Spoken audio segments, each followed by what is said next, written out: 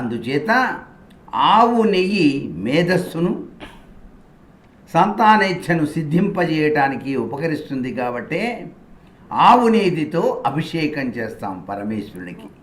అలాగే తేనె, తేనె అంటేనే అమృతం, అమృతమయీ అంటారు. ఈ తేనె దేని నుంచి వస్తుంది? వికసించినటువంటి పుష్పాల సౌరభం. తుమ్మెదలు ఝూంకారం చేస్తూ రాగానే ఆ ఝూంకారం ఆగిపోయి ఆ యొక్క తుమ్మెద ఆ పుష్పంలోకి వెళ్ళి తేనెను గ్రోలి బయటికి వస్తుంది. ఆ తేనెను సేకరించి వివిధ రకాలైన పుష్పాల నుంచి సేకరించబడినటువంటి తేనె, ఆ తేనెతో కనుక స్వామిని కనుక అభిషేకం చేస్తే మహదైశ్వర్యం కలుగుతుందయ్యా అన్నారు శాస్త్రరీత్యా. అలాగే మనకి ద్రాక్ష పండ్లు, నలుపు రంగు ద్రాక్ష శత్రునాశనం, శనిగ్రహ దోషాన్ని పోగొట్టుతుంది అని చెప్పేసి.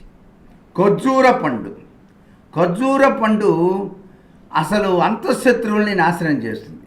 మన మనసే మనకు శత్రువుగా ఉంటుందిగా ఒక్కోసారి, ఎవడన్నా చూసి ఓరవలేకపోవటం, ఇవన్నీ కూడాను అంతఃశత్రు ప్రభావానికి నిదర్శనాలు. అందుచేత మనమంతా ఒకటే, అందరూ బాగుండాలి, అందులో నేనుండాలి అనేటువంటి తపన రావాలంటే మనిషికి ఖర్జూర పండ్ల రసంతో స్వామిని అభిషేకం చేయాలి. ఈ కాలం వసంతకాలం రాబోతోంది.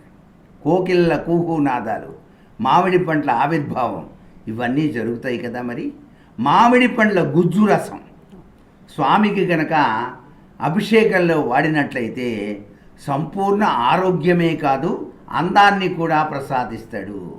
పరమేశ్వరుడు ఎంతో అందగాడండి. ఆయన అనిర్వచనీయమైనటువంటి అందగాడు ఎవరయ్యా అంటే పరమేశ్వరుడు.